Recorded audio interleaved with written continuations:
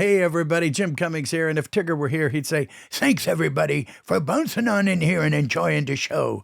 But before we go, I want you to do me a small favor. Hit like, subscribe, and give us a thumbs up if you're enjoying the show. Now, speaking of enjoying the show, enjoy the show. Welcome back, everybody, to another episode of Toon'd In with Jim Cummings. I'm producer Chris, joined as always by the legend himself, Mr. Jim Cummings. Hey. How are you doing today, sir? It's another day in paradise, like I always say, and it's always true. It sure is. And we have a very special guest for you. Ta-da! Yes, Jeff Glenn Bennett. Accept no substitute, ladies and gentlemen. I just happened to be in the neighborhood. Jeff Bennett! And the crowd went wild. Hey there, everybody. Yeah, you know, you are the epitome of a joke that was thrown at me when I very first started, because I was like cleanup guy on Dumbo Circus, and I'd be the janitor or the literally, the baker or, or something. And my old buddy Ron Gedd, cast of thousands, that's you. Cast of thousands. Yeah. You know, whenever you see at the end of a movie, plus a cast of thousands, it's probably him. That's funny. That's funny because, I mean, after, like we were just saying, 30 plus years. I mean, when I came to town, you were the man. You were like, that's I was right. Like, and who's doing that part? Jim Cummings. I said, oh, really? And who's doing that? That would be Jim Cummings. Oh, wow! Like, those two parts that I gotta watch this Jim Cummings. I gotta see what's going on with him. See how we do this, because I did not. You did just fine. We did okay. We ain't worried about this guy, folks. Okay. We ain't worried about him. But it was funny. I remember, I think what was the first thing that we worked on together was probably Bonkers. Yeah. You were Jitters. Yeah. Yeah, I remember it well. Jitters, a dog. Yeah. I was a very shy dog. It was a little porky-like, but yes, Jitters, a dog. Yeah. And Roderick Lazard, I think I was on that as well. Yes. He was just a very sort of, I was thinking of Olivier when I did it, because I would go up at the end of all of my lines. And it would be like, I remember an old interview that he had, it might have been with David Frost or somebody. Yes. And they said, why is it that you always seem to have this speech rhythm where at the end of your lines you tend to go up at the end of your line? I do not go up at the end of my lines. And it was like, that was like the inspiration for, there we go. But it's just like you, I'm sure things funny. that you watched, you would just go, like, I think Carnage was, Yul Brynner meets... Yeah, Yul Brynner and I think Ricardo Montalban or somebody. Yeah, Charles Bronson and Yul Brynner Yeah, he was you wouldn't have wanted to see the child that they produced, but he sounded like Don Carnage. Yeah. Don Carnage, roll the R. And then I don't. And then you don't. I make everybody else roll it. But that was it. It was like, you never knew where the inspiration was going to come from. But you go, I wonder if you put this person and this person together. Yeah. Do you do that? Is that one of your tricks?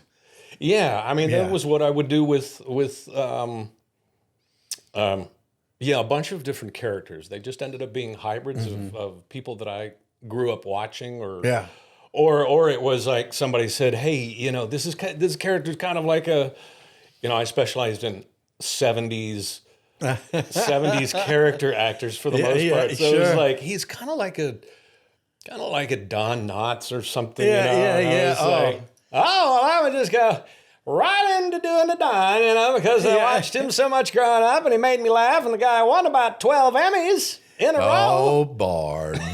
Then I'd give you like 2 syllables of Andy. Then you're good for another 5 minutes. Now, Barney.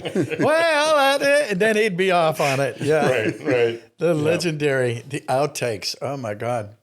Well, I can remember, I don't want to repeat myself, but you and I would piss off Charlie Adler on and off occasionally.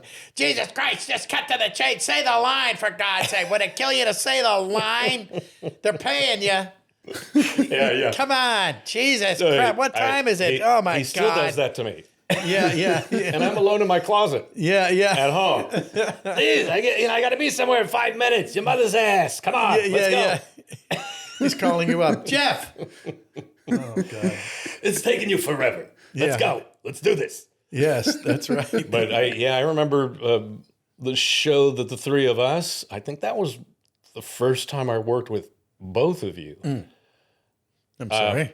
Was maybe Tailspin? Tex. What? Oh, Tex Tin Star. Yeah, it was Pith Possum and Tex Tin Star. That whole thing. Pith Possum. I've got them written down because they didn't come up in your bio, and I'm going, wait a minute. I distinctly remember about those. I don't know why. Yeah, I don't either. But what was weird? That was an odd little time. Yeah. In animation, nobody knew exactly what the hell they were wanting to do.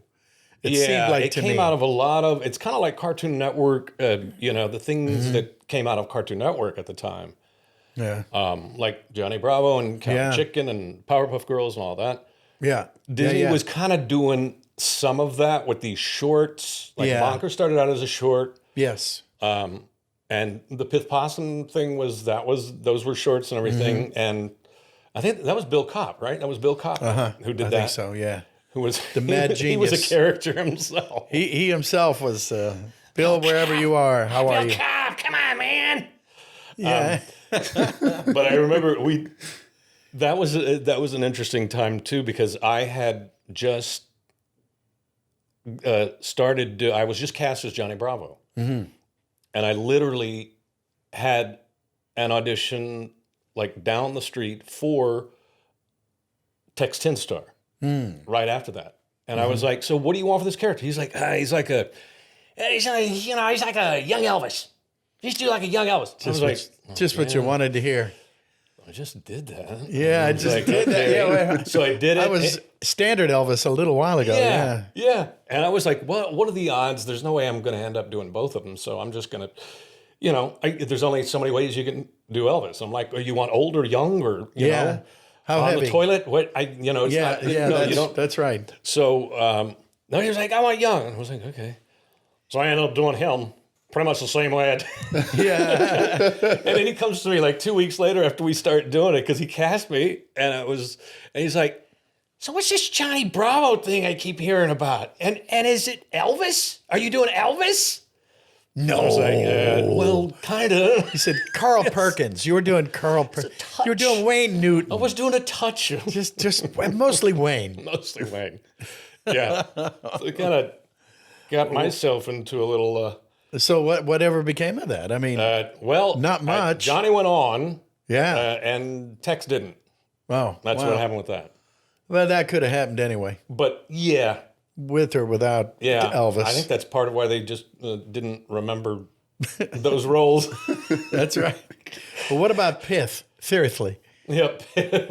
Seriously, what about Pith? Pith Possum was, Pith Possum, superhero of tomorrow. And that was just, your, over-the-top superhero kind of guy. Yeah, it's kind of, I always thought like he was Dudley Do-Right's cousin. Right. So, because that was like standard hero for a while. Exactly. Get him. Exactly. Yeah. Oh my God. Yeah. Yeah. But I remember you cracked me up. What was the character you played on that? There was like the Orson Welles thing that you were doing for a while. Yeah. Maybe it was only for a couple of episodes, but it could have been. Yes, I remember. The robe has gone all pooty. I must change. All pooty and stinky. All pooty and stinky.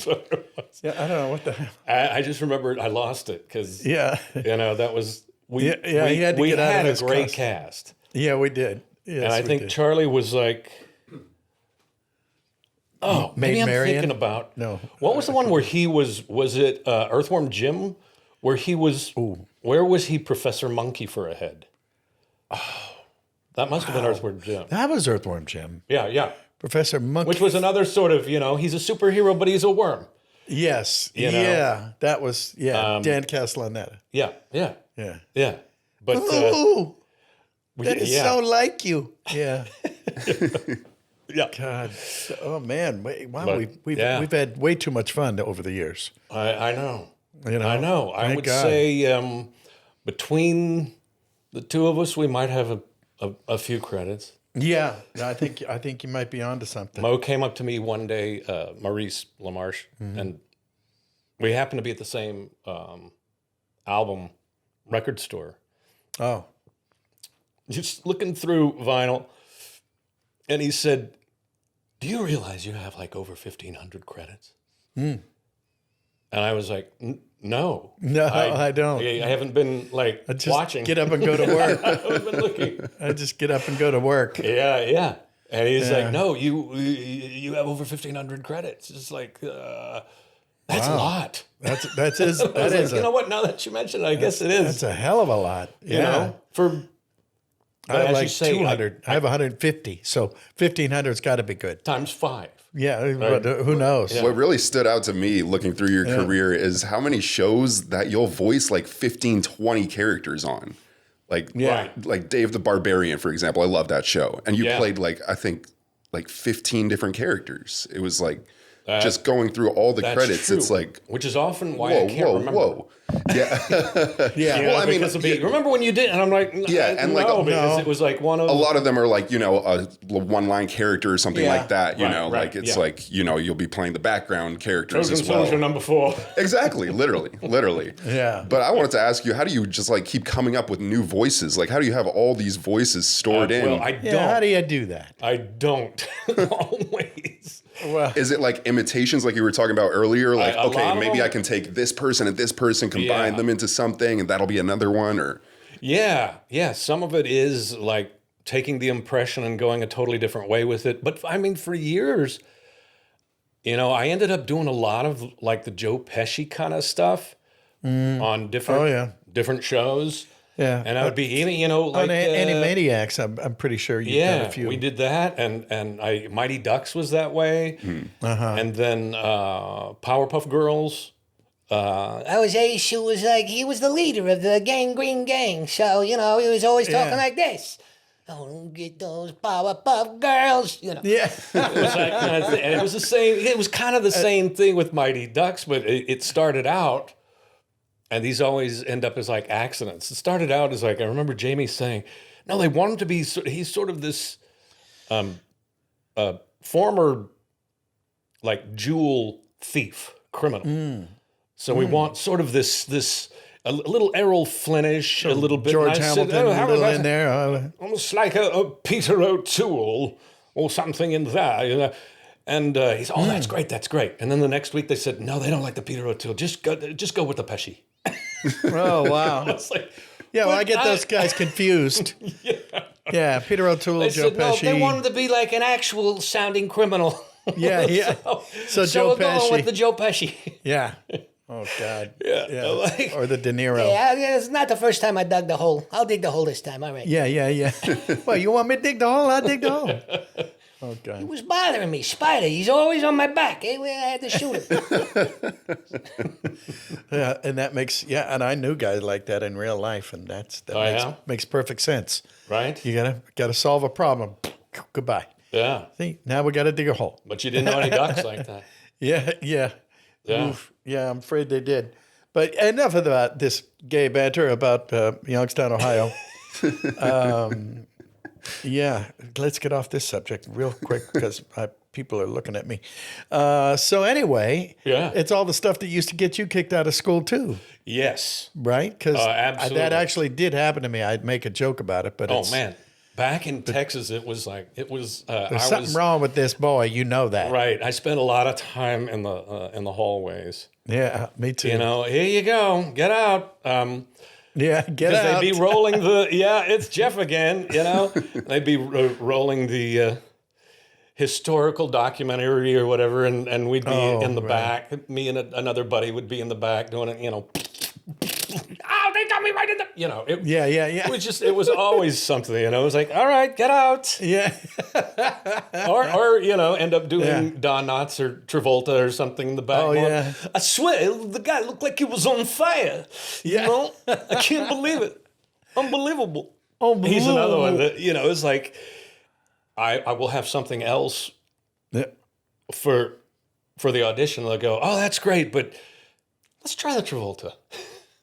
You know, and then, so Travolta has ended up as like Horace the horse on Looney Tunes and in Nickelodeon. I did it a couple times from Nickelodeon. So yeah. So that's how I end up. That's why I said I don't, because I end up redoing a lot of stuff over the years. But hopefully you change it up a little bit. Sure. Oh yeah. And people forgive you for that. Yeah, they do. They just want to hear after it. All, yeah. Sometimes. Yeah. Amen. I was like, I'm no more walking, please. Yeah. I've been walking all my life. Yeah, that's true. Tired. I'm so tired of walking. That never really gets old for me for some reason. I mean, I know he's like probably the most overdone guy. It used to be John Wayne. Does it now. Yeah. It's like the commercial that they did during the Super Bowl. It's like the people that are parking his car, the people that are, his waiter. Mr. Walken, I have a special hors d'oeuvre just for you. It's like, but I remember the one we did, and I think you played the narrator for the Brainy the Pooh. Which I thought must have been interesting for Jim, because it's like, I think I was they're Orson. doing my characters. Was it Orson Welles? But you didn't get to do them, because Brainy is supposed to be Winnie. Oh, right. And then I did Jagger, which was Tigger. Oh, right. Because they turned Tigger into Jagger, and he was God, yeah, that was Animaniacs. About Jagger. Yeah. It's not, he's got beautiful lips. It was like, God, I remember it was that. like weird. Yeah, and they hired me to be in it. Yeah. And it was like, okay, this is, so I'm kind of making fun of myself. And you were doing, it was a blousery day. Yeah. Yes. In the 100-acre wood. Oh, man. Yeah, that's right. And Christopher Walken was Christopher Robin. Christopher Walken, yes. And did the speech from, I think it was Annie Hall or Manhattan. Sometimes at night, I'm riding on my bike, and I see the lights approach. I think, where are they coming from? I want to drive right into them. I want to drive right. Yes. And then with Woody Allen sitting there going the whole time. Oh, God. And it was great the same way in the cinematic history. Like, okay, Christopher. Yeah. We'll be on our way now. We got away with a lot. Yeah. And he's a strange man. And then the one thing that I used to always do, and they would inevitably, Andrea or Jenny would catch it. I was always trying to sneak in a half a cuss word. You know, I remember once that and they called me back in, and I said, oh, damn, I almost made it. But it was, I was playing a coyote, and he was a hillbilly coyote, and something like that. And he said, well, that don't belong to me. It must be urine. And they were going, oh, okay, so that's good. And I went, wow, they bought that. And then sure enough, like 2 months later, yeah, Jim, we need you to redo this line. It must be yours. I'm like, shit. There goes my urine. Right. Oh, wow. I didn't get to keep my urine. Yeah, they flushed it. Yeah. You've always been great that way with the horrible wordisms. Wordisms. The little wordisms, the syllogisms and such. Well, it's fun to see what you can sneak by. Right. Just to and see if they're on their toes. You used to be able to get away with, like, you definitely can't anymore. Yeah. Unless they really let you improv it. I mean, there were some people that really. They like the improv take. Yeah. Which was always great because we were having fun anyway. Yeah. I always say, I wish we had more B-roll of what we were doing behind the scenes, because it's like the cartoon behind the cartoon that we were having so much fun. Absolutely. Yeah. Yeah. And it's not like that anymore. You can't go to a session. There'll be 5 or 6 people in the cartoon, but they ain't there. Right. It's just you and you and you. And the director's usually, at home. Yeah, at home Or, sometime. Yeah. And I won't. Those days of seeing Carol Channing take off her blouse in the studio, that's never going to happen. Yeah. She was like, "Oh, well, I'll just take this off. It's just Yes. Yeah. Oh God. Yeah, I that's remember right. that, and I remember people saying, "Oh yeah, she did that at our session too." And she's always like, she'll be wearing a bra underneath, so she does the rest in her bra. And I said, "No, not this time. That. Don't do that. This time she had no bra, and she didn't." And Brad Garrett was there. Oh. I think it was Two Stupid Dogs. Yes. And she went away, and it was at the old Hanna-Barbera. On Coquanga West. Yeah. And she go, well, I'll just go back here in this little part. And she had the door open, even though she was like halfway in where you go in the door and into the studio. Uh-huh. And then she took off her blouse, and there was nothing underneath. Yeah. And then bent over, and I look over, and Brad Garrett is like, and afterwards he was like, I just kept thinking, uvula shaped, baby. I can't unsee that. Oh no, I can't either. Thank you. Oh God. And then she would go, and she'd have like this little igloo of fish. Oh. With like sardines with brine. Oh God, I forgot. And she would go and dip them in brine. Yes. And she was like a large cat. Yes, and Charlie Adler had something to say about that too, because it was keeping something company. Right. I can't remember. Yeah.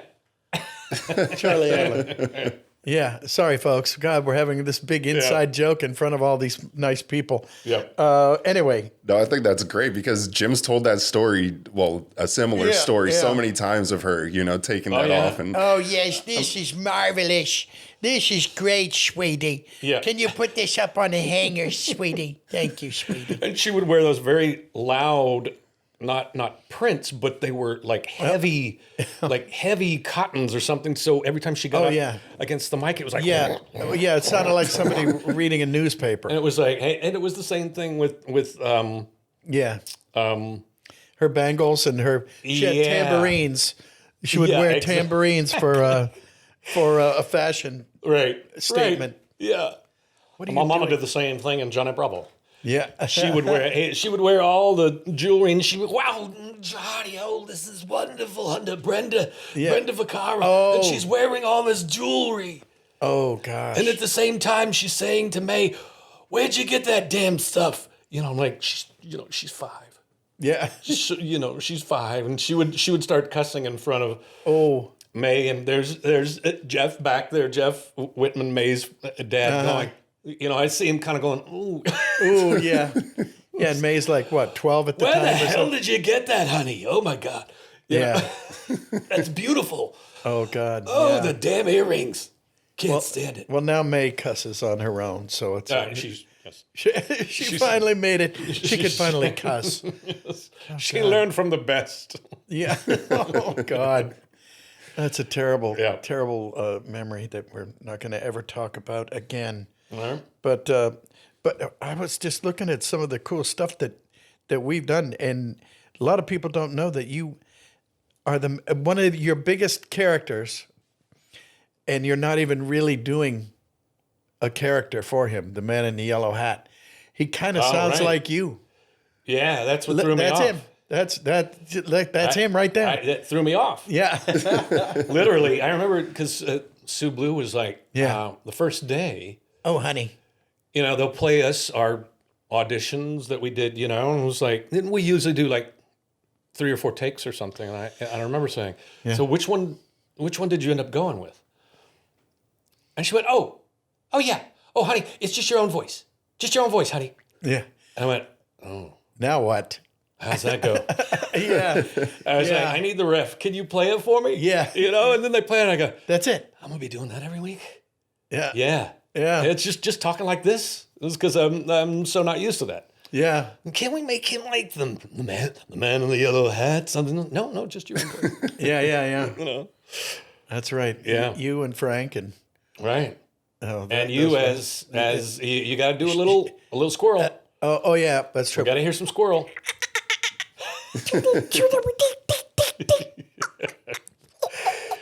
Yeah, that was Jumpy the Squirrel. That was so much fun for me because I got to just sit back, do my own voice, and listen to you guys. Yeah, have to do different things. I ended up playing other characters, but yeah, you and Cassie, Frank, Rob. Mm-hmm. I was like all the old greats. Yeah, I think Pat Music was there. First started working with. Yeah. I mean, I think the first time I worked with Frank might have been the Cowboys of Moo Mesa. Which was another one that most people have forgotten. We're the Cowboys of Moo Mesa. Marshall Moo. I was the Colorado Kid. Yes, you were. And I was Pat Dakota Fraley, Dude. That's right. And Pat Fraley was Marshall Moo. Yes, he was. Moo, Montana. And don't forget Dakota the West. Moo, Montana. My mom, what's funny about that is like they came out with a lot of different little paraphernalia off of that show. And my mom, when I went back to Houston, my mom had like a shampoo bottle with my character. It was like full of soap or full of shampoo. And it was the Colorado Kid. Damn. Shampoo bottle. That's awesome. And I was like, this is something so wrong and so interesting about that at the same time. Did you have to pose for that? I mean, of course I didn't get anything for it. No, of course not. But that was the first time I met Frank. Now I was just like, I had already heard. Oh yeah. So Frank Welker, folks. the legend, the legend. And I had already heard so much about him, and I was just like, man, this is. That was the period where I was going through. I get to work with Jim. I get to work with Frank. Yeah. Rob's coming in, and then Mark Hamill came in for like the first time. So then your head went. Yeah, and then I was like I get to meet Mark Hamill, and he walked up to me and he goes, "So you play the Colorado Kid? You have a red kerchief, and he was did the telling same me all thing this to me, stuff." And I go, "You're friggin' Luke Skywalker, man! Wait, you're not supposed to remember what I'm me. I'm meeting you." I actually told him that. Yeah. Yeah, exactly. I know he's such a fanboy. What a character! I know. What a great guy! It is amazing. Yeah, that is too funny. But, well, you've worked with a lot of the famous, facially famous people. Facially famous, right? Facially famous. And, right. It was the same way on Gargoyles. Yeah, exactly. Well, Keith, he's amazing. Keith and Ed Asner played Bronson. I think that was and or Hudson. Maybe it was Hudson. There you go. That was Hudson. And Goliath. They sat him next to me the first day, and they were showing us all the beautiful artwork and everything, and discussing the characters back when you did that, and we'd have a whole day where it was just like, here's what it's going to look like. This is what, and this is your character. And, we talk about it. There were drawings of everything, renderings everywhere. And they sit me right next to Ed Asner. Mm-hmm. And I'm like, oh my God, legend. What do I say? What do I say to him? And he looks over at me and I go, I love you, Lou. Because it was like, I was like, nobody today will understand that. But back in the 70s, he was the boss on Mary Tyler Moore, and Ted Baxter would always come in and he would say something like, oh, Lou, please, I need the day off. Yeah. I love you, Lou. Lou Grant. And he just looked at me and said, shut up. Yeah. That was so perfect. I'm like, yes. That was him. You got personally dissed. Yeah. Exactly. Yeah, you can't beat that. Yeah. Yeah. He was a great man. Great man. Absolutely. Who did you ever work with anybody who famous, not so famous, talented, not so talented, whoever just kind of knocked you back and took you by surprise, and it's like, I can't believe I'm sitting next to. Well, hey, Adam West was that way. Simply because he was so. Was he old chum? Yes, he was just so focused on doing his thing. He was so good that it threw me off. Because I had already been, and this is Johnny Bravo. I'd already been doing Johnny Bravo for a while, and I mean, it might not have been that long, actually. Mm-hmm. And somebody sent me a picture the other day of the day that we all met Adam West, and we were all like, we look like babies, It's like Seth MacFarlane had big Coke bottle glasses and looked like he was 16. Yeah. Butch, all those guys. Van looked like a kid, and he was. I think he was like 20, 21, something at the time. And Adam West comes in, and it was supposed to be William Shatner originally because it was like 911. The whole thing was like, it was supposed to be Mama doesn't come home, and Johnny gets worried, so he calls 911. And this was back when 911 was really popular, Right. Rescue 911. So they wanted the William Shatner kind of thing about that. Yeah. And then he didn't want to do it, or there was some reason he couldn't do it. So they called in Adam West to do it, and changed it to An equally wooden character. changed it to rescues are us, and it became and every line that he said, he was so devoted to it. He was just so intense that I couldn't look over, because every time I looked over, he was doing his Batman kind of thing and doing Johnny, let's go find your mama. Yeah. And I lost it. And it was like, Colette that was one of the first times she was directing the show. Oh, God. And she said, I'd never seen you do that where you just Can't lose it, hold because on. you're usually pretty professional about this, But it was like, Yeah, but Adam. I can't look at him. I just got to do my line and hope that I don't. That you don't hear me laughing. There's on my no line. defense against that. Right. There's no defense. You can't. Adam West sitting there being Adam West. Yeah. Can you do some more Adam West? That was so funny. Had his own manager there with him, and where do I sign? Just here, okay. Yeah. Let's go do this. I was like, Adam is like, Adam is a little bit like, you have to be a little bit like, you Tenuous. You gotta, you're halfway on the toilet, and you're still trying, and eventually it works. There you go. That's the Big time showbiz secrets. That's right. I think People want to know how to do voices. This is how you do voices. Yeah, that's right. I think that's the hardest I've laughed on this show. That's Picture so on a funny. toilet. And put in a little spice of this, and then come in with the baritone. Yeah. Now, see, educational. That's right. It's very informative here. We do want to help with classes whatever whenever this available, is here. free classes. Yeah. Oh my gosh. Jesus, that is too good. Yeah, that's great. Oh goodness. That was the way that I started. Yeah.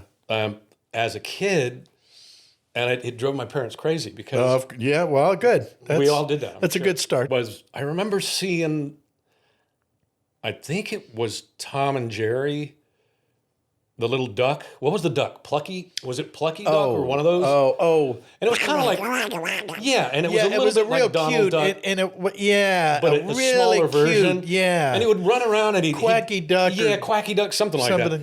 And I was trying to sound like him. And he sounded like a little baby duck. Yeah. Kinda. Yeah. Like a 10-year-old maybe. So I was trying to do that, and I was like, man, this isn't working. I was probably 9, maybe 10 or something.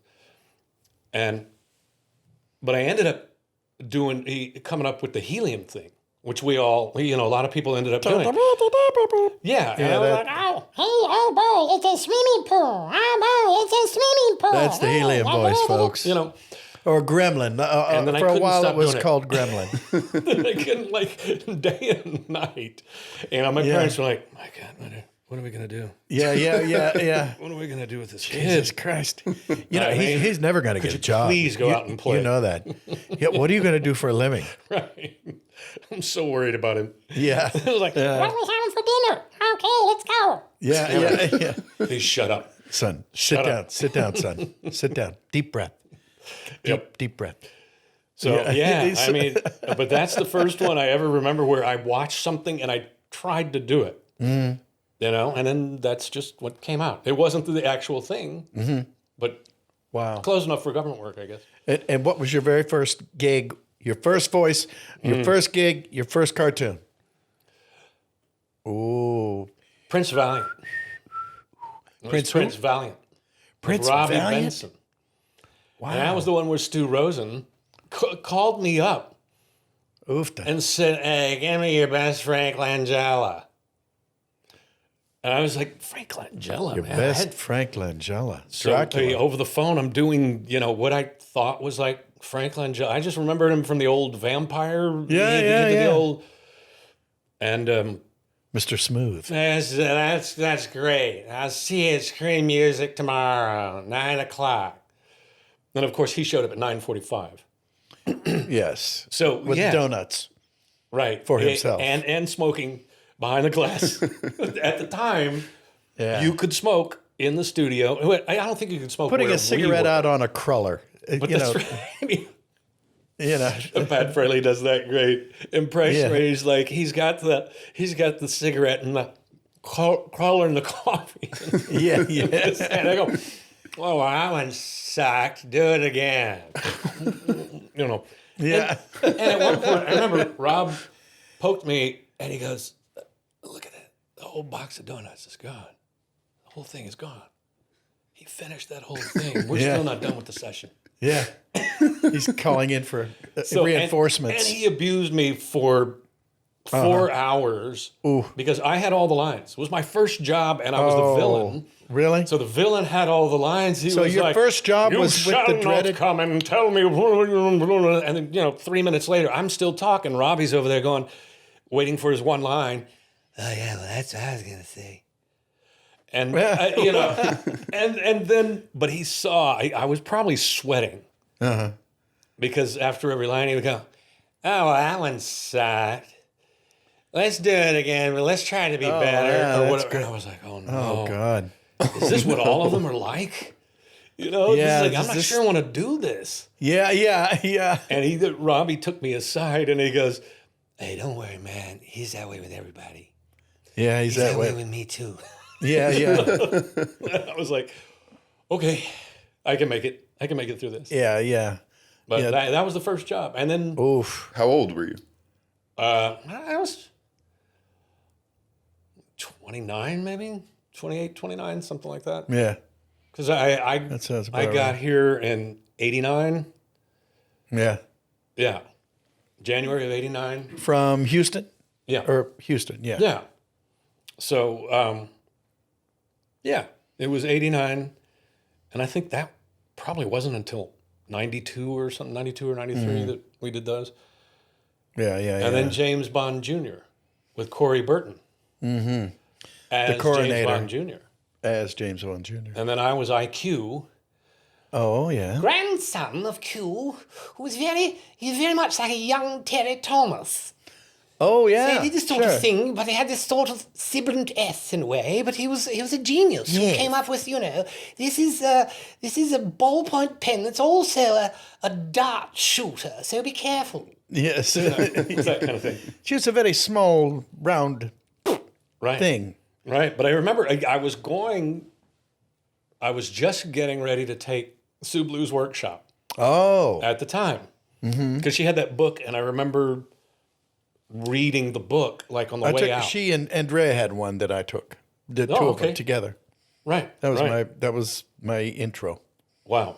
into the business. But they used to be partners. And what was that like? It was great. It was fine. Yeah. Yeah, Pat Music was there. Cam Clark was you in go. that one. A couple of other people that ended up working. So Yeah. that was kind of fun. Yeah, I remember that was my intro. Corey I was auditioning with him at SBV at the time, and we finished our audition out in the street. And he said, "Oh, I'm sure we'll be working together soon.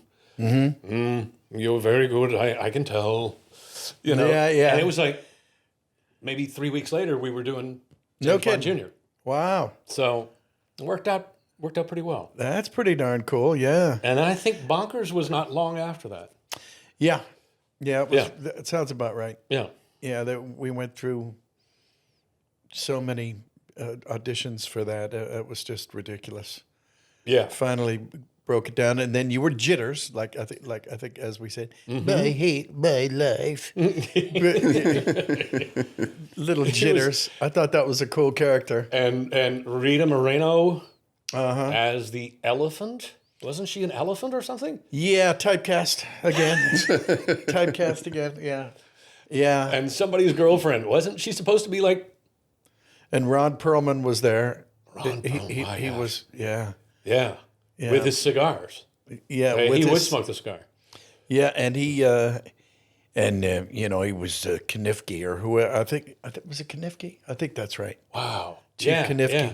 See, I didn't even remember the names of so many other people. Yeah. Like I remember a couple of the things that I did, and it was. Yeah, it's been a while ago, and I've had a few of these. So, yeah, no kidding. Well, boy, oh boy. Well, and it'll never kind of be that way again. I don't think, where everybody, but all these people are all sitting around a room. No, I feel bad for this generation of voiceover actors because, the cable days were kind of the golden days. Yeah. We'd go to the audition. They would have the copy there for you with the character on it. Mm-hmm. And there were 12 of the guys waiting to read. You might have to wait a while to go in. Yeah, you did. To audition. But then the director would say, "Oh, that was great." Andrea or Jenny or whoever not. would say, "Yeah, that's great, but let's do it this way. Put a lampshade on it." Yeah, that's as right. Jenny would say. Yeah, that's right. And change it up, and you'd get direction right there. Mm-hmm. As opposed to, here's the character now. Go with it. Yeah. Good luck. Yeah, And we don't have that much direction. Right. It's just have a go at it. Have a go. And if you get it right, you get it. Yeah, and if you do, you do. You don't, you don't. But there's no clues or hints. Yeah. Necessarily as to what it is. It's like, I think this sits. Yeah, well, the last thing you want to hear is, we'll know it when we hear it. Yeah, exactly. Okay, so give you 18 things to choose from. Right. It's a hard road to hoe, folks. It's tough out here. It's hard out here for a pimp. We can complain, Yeah. I got nothing to complain about. Yeah, God forbid. Let that be the worst problem we ever have, right? Right. Yeah. What else did we do together, though? Didn't we? Oh. Well, I think... Did we talk about Gargoyles? Did you A little bit, yeah. Okay. Was that us? That was us. Oh, okay. What about this show, The Lion's Guard? Oh, yeah. Do you remember doing that show? Yeah. I had never heard of it before doing research on this, and it came popped out up after Lion King, and it was that you were doing Ed and you did Zazu, if that's correct. Yeah. Right. Yeah. I had done. I came in originally to do scratch on the remake of The Lion King with the song. Ron Atkinson. Yes. Wasn't that his character? Right. Yeah. And I think he was off over the pond. Mm-hmm. Doing something, probably Johnny English or one of those. Mm-hmm. So they had me do the scratch of the song, the Morning Report. So I did that, but then they liked it so much they just left it in. I didn't know that. Oh, that's cool. And they said that sounded great, so they left it in the movie. Wow. And How did I not know this all this time? That's great. They don't want you to. Wow. It's the same. I did the same thing on James and the Giant Peach. So in The Lion King, that's you singing the Morning Report. Right. Wow, I didn't know that. Yeah. How did I not know that? Yeah. I mean, I was singing for someone else too. You know, Jeremy, what's his name? Jeremy Irons. Some British guy. Jeremy, what's his name? Yeah. Yeah, good old. Well, I'm kidding. It's good old. What's his name? Yeah. No, Jeremy. Yeah. Jeremy, get out of here, you little nut. I love him. I love that guy. Yeah. Well, he'll be on here later. It turned out they liked what I did in that, so they hired me to do it in the Lion Guard. Mm-hmm. So yeah, he's a fun character who's always sort of, who doesn't know. He's very full of himself all the time. But he's a fun character. Yeah. That's why that's one of the things I didn't like about the live action Lion King. They took out the Morning Report. Right. They took out that song. I'm watching it and I'm like, I'm ready because that's kind of like the song that gets the movie going, you know? Yeah. Right. And they took out Be Prepared too. Yeah. Well, they like remixed it. It was like a weird remix. It wasn't the original. Yeah, it wasn't. It was terrible. Yeah. And it also wasn't me. This is sort of a tangent, but I want to talk about it. I've always thought it would be such a good idea for them to remake movies or cartoons for that fact with the exact same script as the original. Like the exact same script, and just shoot it differently or animate it differently and see what comes up. See what comes out of it. And I guarantee, because I did this, I had a class in college, and we were all given, it was a directing class, and we were all given a 15-minute short, and we had to direct it differently. Everybody has the same script. You wouldn't believe how differently some of the things came out, you know? Wow. They said, the creators of The Matrix said that they had so much footage that they could re-release a whole other Matrix recut with none of the same shots, but all of the freaking same dialogue. Oh, yeah. And I thought that would be so creative and so cool. And if you think about it, that's essentially what theater's been doing for thousands of years. It's the same script. All that changes is the direction, the blocking, the set, you know? Like, I don't know. Yeah. Yeah. I just wanted to throw that in there. I would totally be up for that. I always thought that would be a cool, but redo Bullwinkle, but just the same way. Because back when we were watching, I didn't get a lot of it. I didn't understand the political jokes, you know. Yeah, it's like there was a lot of communist jokes. Yeah. Well, Beanie and Cecil. But do it again, you know, and just have your own fun with it. Yes. However you can. Yeah, you remember Beanie and Cecil? That was all. There was tons of like political satire in there. Right. You know, in retrospect, you can see it. The Green Witch Island and all this, you know, all that stuff. Oh my gosh! And all the old. Oh my gosh, so many wonderful. Tex Tin Kraft and those guys that did the puppets. Yes, Sid Croft. He was at a table not far from me, and I went and got his autograph. At a convention. I said, you know, we watched H.R. Puffin stuff like every day for the longest time when we were kids, and just loved that. Puffin stuff. And he said, "Get a little if you can't get enough." Yeah, and you know all of those those were banana splits. Those were huge back in the day. Oh yeah. I remember it flipping like a pancake, popping like a cork, fleagle, bingo, trooper, and snork. That's right. All around the river. Yes, I do know all the words, but I won't sing them now. Don't worry anymore. Okay. Yeah. And I think their set caught on fire at one point. They had like the whole studio burned down. What? I had to get his autograph because I was like, yeah, I'm a huge fan of yours. Yeah. Wow. Yeah, that's amazing. I don't know if you could redo those the same way anymore because they kind of seemed like they were a little drug induced to begin with. Yeah. They said no, nobody was doing mushrooms. None of that was happening. You know, it was just like this is what we did.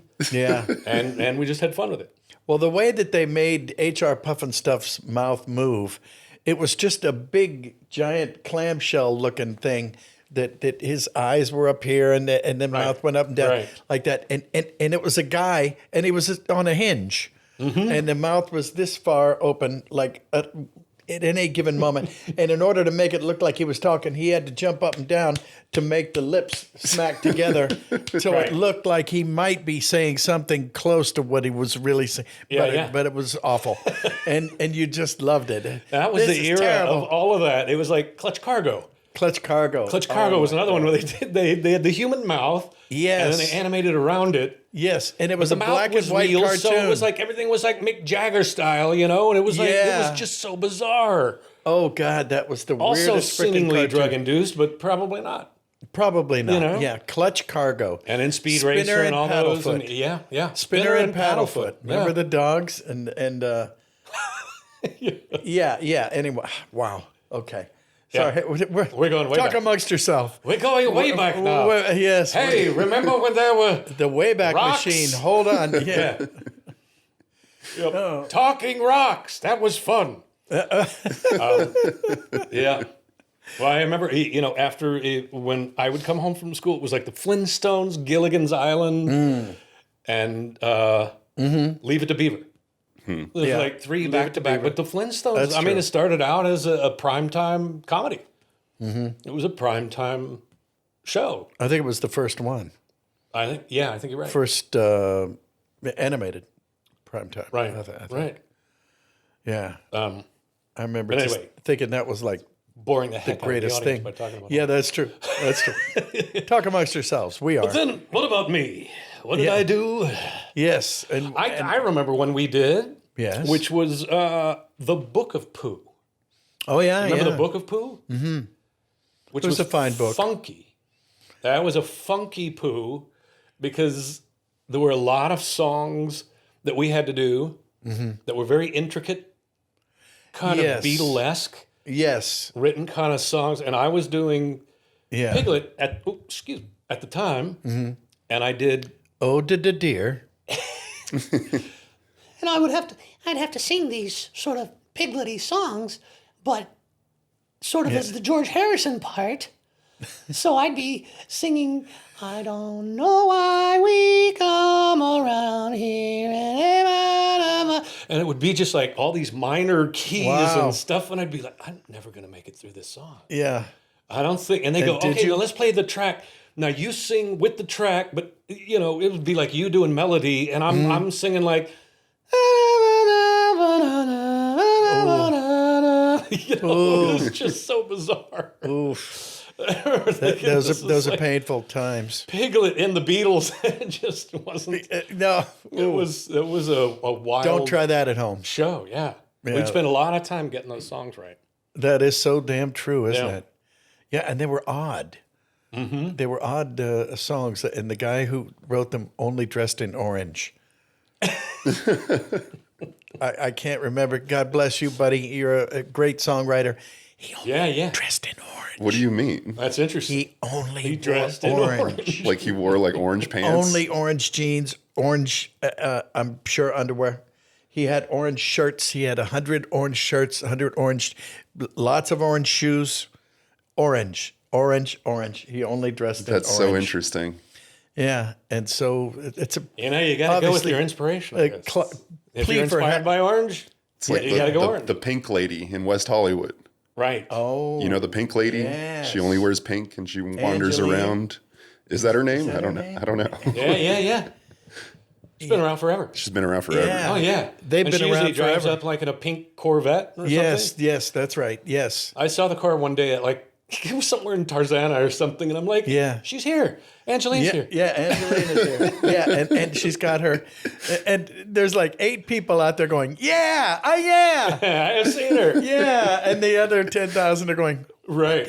She's a local legend. There's another woman that also used to be, when I used to go to SBV, like on La Brea, I'd see this woman in like, they look like 10-inch heels.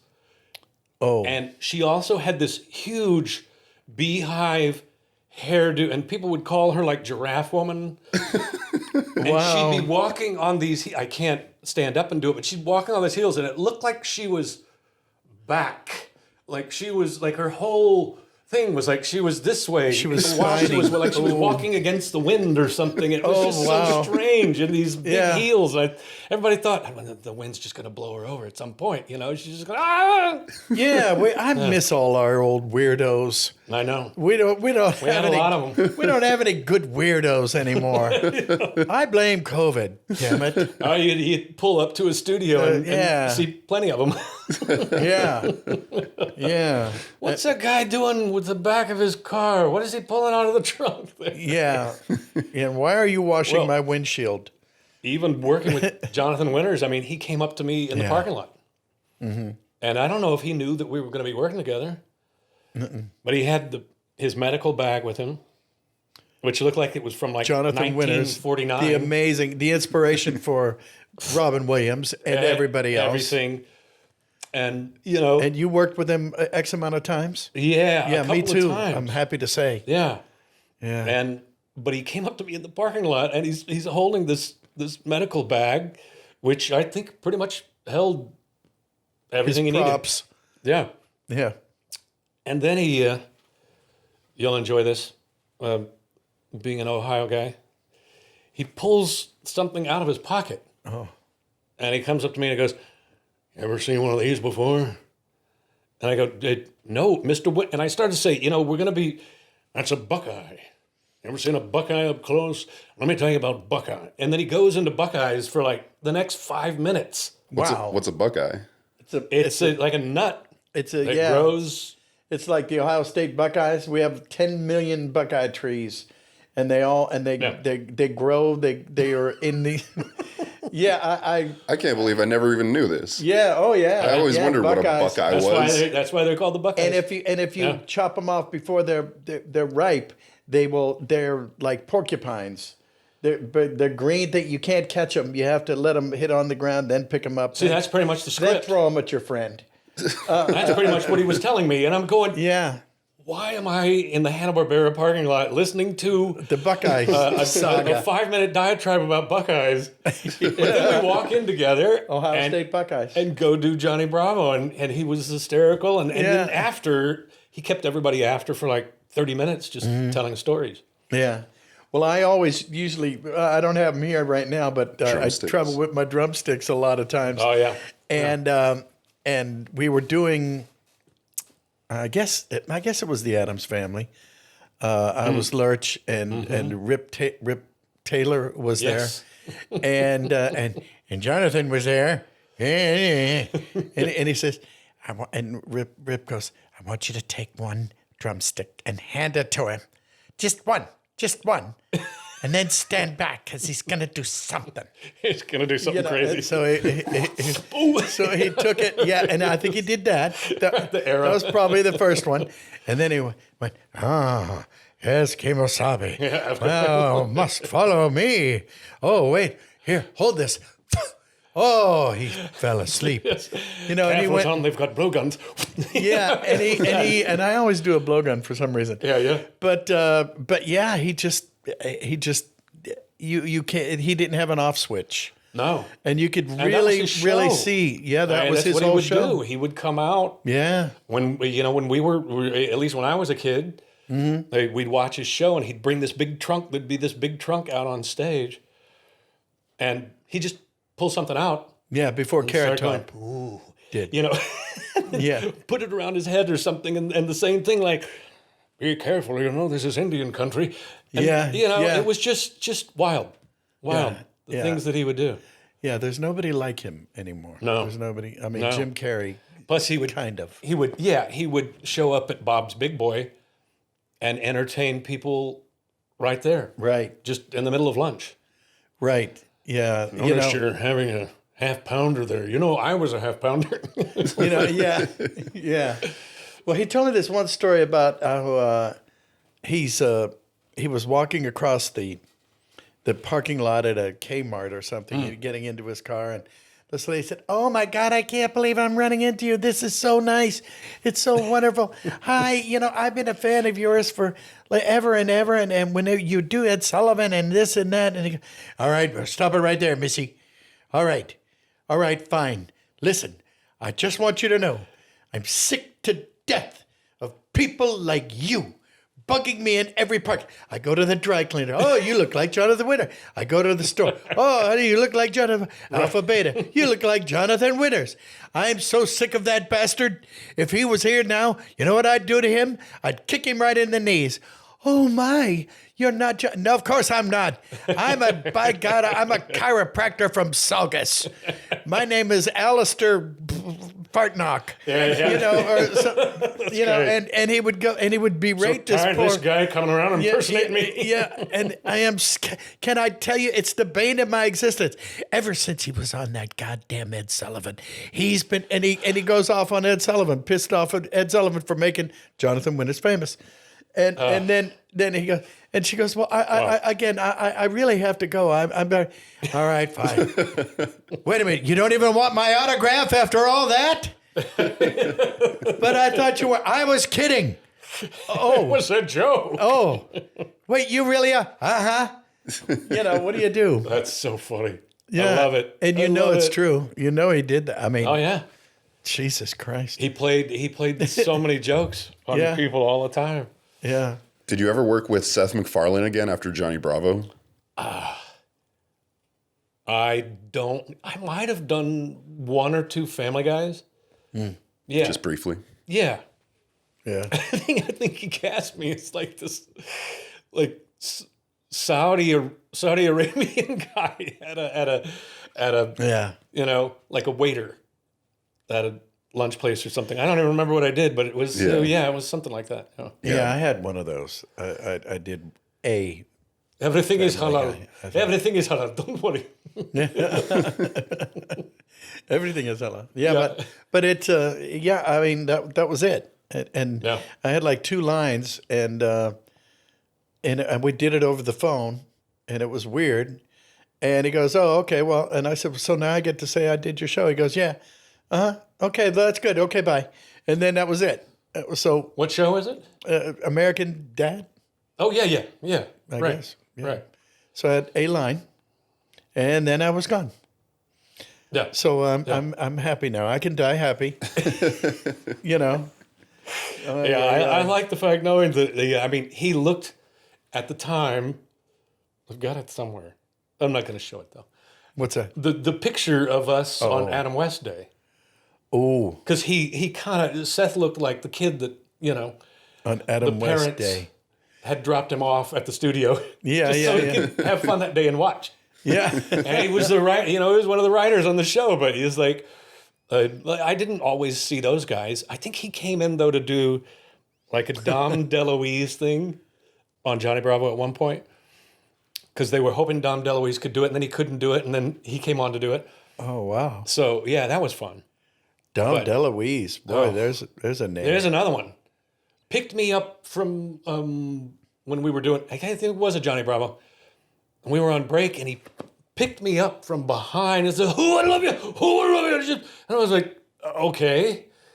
Did not expect Dom that. DeLuise? And I think that's, my mother's ass comes from Dom DeLuise. My mother's ass. I think it started there. Oh, God. Because he would miss a line, and he would be going, and I just, my mother's ass.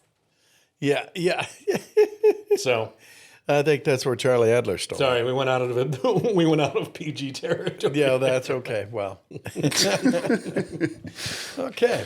Do you want to play a voice swap game? We're really going Voice nowhere. swap? Sure, let's swap voices. Yes. All right, here's how it works. I'm ready. Jim will do a line of one of his characters, say a line as that character, and then you'll do the same line but as one of your characters, and then vice versa. Does that make sense? Oh, so we're not swapping voices, really. Swapping lines, I Swapping guess. lines. In All your right. So it'll be like right. Winnie the Pooh, one of your characters, one of your characters, one of Jim's, but same line, just back and forth. Okay. Yeah. Let's see. Okay, so what, shall we be Pooh or Tigger, or who should we do here today? I thought since we talked about Piglet, it might be funny to do Piglet and Nope. Piglet and Tigger, Piglet and Pooh. Okay. Okay, well, here, all right, I'll give you a Tigger line then. The wonderful thing about Tiggers are wonderful things. The wonderful thing about Tiggers is Tiggers are wonderful things. I feel like that's something Piglet would say. He'd be He probably encouraging. Be encouraging and trying to play along. That's true. Perhaps I should do John Cleese. Yes. Yes, if you like. I'll give me another one with someone else. Okay. Well, here, now you give me one then. Oh, yes. And I'll do, who should that be? Pooh?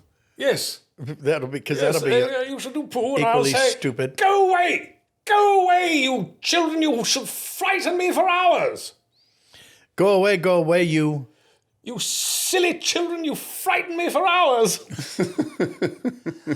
Go away, you silly children. You've frightened me for hours. Okay. That is something Pooh would never say, probably. That is something Pooh would never say. Get the hell out of here. He's bleeding. Jesus. Which one of your characters do you think is the most like Johnny Bravo? Yeah, let's see. The most like Johnny Bravo. Maybe Darkwing? Or Lucky? Lucky Piquel? No, Lucky's a mad. Hey, Carnage. Don Carnage. He is dos mucho. He is. Yes, that would be good. Yeah. Okay. So you want to start with Johnny Bravo, or you want to start with? Sure. Let's start with Johnny All right. Bravo. Yeah. So I'll say, I'll just say, hey, pretty mama, how's it going? Okay. Now I got to put that into my brain. Your carnage? Don Carnage. Hey there, pretty mama. How's it going? I like the boom booms. Or you would say, hey, man, I'm pretty. Hey, son of the gun, I am pretty. Yep. Absolutely. That show was so funny. I actually just watched the pilot of Johnny Bravo like not too long ago. I was just revisiting it. Wow, that was, yeah. And That was a while so ago. funny is That's where I think Roger Rose is on it too, and he plays like a Sammy Davis character. Oh, He's yeah. like the monkey. He's like Yeah. a Oh, yeah, that's gorilla Roger. or something. Yeah. Yeah. That would be he. Yeah. And I think Johnny ends up like, that's okay. I don't mind kissing a. When he ends up kissing Kissing a duck. a donkey or something, or yeah, I don't mind that you're a donkey. And it was a really strange episode. The Yeah. pilot was so weird. Yeah, and he was like he went into what's the little girl's name? The little girl? little neighbor girl, Yeah, she Susie. Susie. Yeah, Susie. Yes, he goes into show and tell for Susie, and like the teacher's like into him at first, and I was like, oh, and I can't remember what he Yeah. did. I can't remember Yeah. what he did, but I was like, this is such a stark contrast because like throughout the rest of the series, they're not really interested at first. They're always like Right. icked out by him, No, but she was like, he oh, usually gets beat up. and he was like, by him. you want to see me comb my hair really fast? And I just thought that was that's what he did for show and tell. Right. I thought it was so and he was just like, Yeah, I go hair going really fast, baby. oh my God, that cracked me up. I was like, how did these guys think of this stuff? I still remember Frank telling me that he worked with Elvis Yeah. He on sure a did. movie I saw the picture. Called He's got a Girl picture Trouble. of it. Girl Trouble. Yeah. Yeah. And he said on the break, Elvis would come up and say, hey, man, you should do that dog and cat thing again. Do it for my buddy here. He doesn't believe you can do that. Yeah. And Frank would do his thing. He does a dog and cat fight. Yeah. Fighting and, Yeah. and running it's into an amazing. electrified fence or whatever. Yes. Yep. Oh, Yep. God. Yeah. That's funny. Frank entertaining Elvis. Yeah. Entertaining the king. One of the best. Yeah, no Ever. doubt about it. Yeah. And now here you are, carrying on that tradition. And now we're the grandpas. Yeah, that's And true. so I remember when I was like, I was the young gun. I was the young guy. Yeah, you too. Everybody huh? else was like, Yeah, And then I remember seeing guys that look like us now. yeah, We're not working with them anymore. What happened to them? yeah. Those guys he used to work with, Yeah. Now you don't notice because everybody's in their own closet or studio. That's true. And do you do conventions these days? Are you Yeah, I don't do. kind of branching out into that area? I do some here and there, Yeah. but I can't. I can't do it like weekly, like some people. Yeah. Are you doing a bunch? Yeah, but not weekly.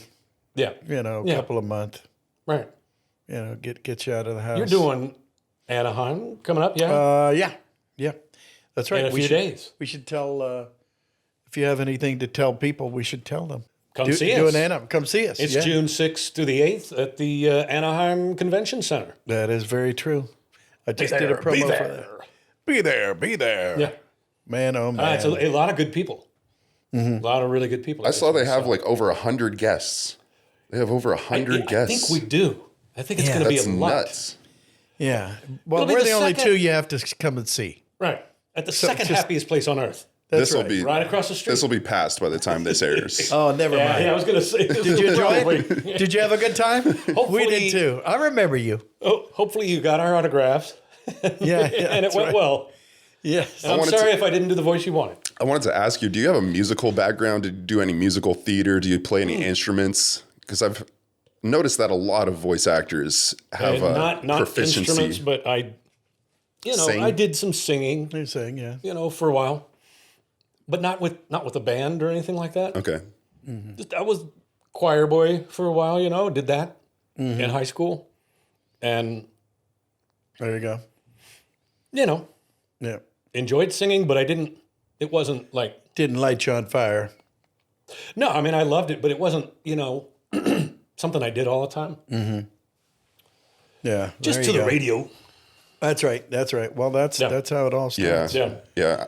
I'm just curious because so many voice actors that we've talked to have like a musical background, and they all say it's helped with their ear. Jim specifically, many musical theater, so many people from musical theater, voice acting, right, yeah, it's interesting. So I just wanted to add to my mental tally if it was a yes or a no. I would just sing along with whomever, and did sort of singing impressions as well. Yeah, and harmonized. So yeah, it did certainly develops the ear really well. Mm-hmm. Mm-hmm. I agree. But I had no idea they'd be asking for singing that much in the shows that we ended up doing. Mm-hmm. I mean, Animaniacs. Mm-hmm. We did all kinds of songs in that. Yeah. With Randy Rogel doing all those, and yep. Yeah, and I think Rob and he have a 1-2-man show that they go out and do, and they sing the songs. Right. They've never invited me, but it's because I don't belong there. It's because I shouldn't be there. Right. That's probably why. That could be the reason. That could be. I think I might be on. They didn't want the backup singers at that one. No. Yes, they didn't. Yeah, keep backing up. That's what they told me. But by all means, back up. It's like 20 feet from stardom. Yeah. Yeah. You stayed 20 feet back. Oh man. But we did have some fun on those shows. Yes, we did. Doing some fun songs. Yeah. Yeah. Are you in production as we speak on anything? Because I'm not. Couple of things. A couple of things here and there. I'm still doing, like Disney Junior stuff. Good. Pupstruction. Mm-hmm. Hey, anything with pups in the names I'm doing right now. Well, that's good. It's like Puppy Dog Pals, Pupstruction, Pretzel and the Pups. Pound Puppies. I did Pound Puppies. I'm all about the pups. Pup in the tents. Yeah, and some of the Nickelodeon Blaze. Nice. Yeah. Yeah. And then I'm, scheduled to do a couple of things, but I cannot talk about them. They won't allow me. Yeah. You have to sign ADRs. Yeah. See, I don't have anything going, but I tell them I do, and I can't talk about it. Because that way it sounds like I'm really... Well, he's still going. All right. Yeah. Yeah. It's a secret. But don't tell anybody. Anyone. Oh, well, buddy, thanks for being here, man. Thanks for having me. It's so fantastic. Yeah, really appreciate it. Great to see you. Very much. Great to see you both. Jeff Glenn Bennett, ladies and gentlemen, the one and only, except no substitutes. Absolutely. The real deal. Well, thank you all so much for watching. If you liked that video, be sure to like and subscribe. It helps us. It helps you. Did you know that on YouTube, you can watch a video and it's never recommended to you again? It's a really big flaw in the algorithm. So make sure that you like and subscribe because that won't happen to you then. Yes. That's loco. Yeah, they say there's something like... What would it take? It would take like 50 lifetimes or something to watch everything on YouTube. Like there's literally so much on YouTube that you physically could not watch not even close. But you should watch all of these. But it would take 200 of what we have left in our life. That's right. So just watch this one. That way you're safe. And if you like this and you want to see more, you can check us out on Patreon, where there's bonus content, there's exclusive episodes, there's extended episodes, there's a whole bunch of good stuff over there. Nice. If you want some merchandise, you can check out Jim Cummings' Closet on Shopify, get some keychains, get some shirts, get some other cool stuff. Maybe a little Funko Pop. Could be. And be sure to check the description for any appearance dates that Jim will be going to conventions. That'll be listed below right here. And all of that said and done, thank you again for watching. I'm producer Chris, Jim Cummings, Jeff Bennett. Thank you so much for being here. We'll see you in the next one. Yay. Thank you. Hooray. And it's just that easy. It's just like that.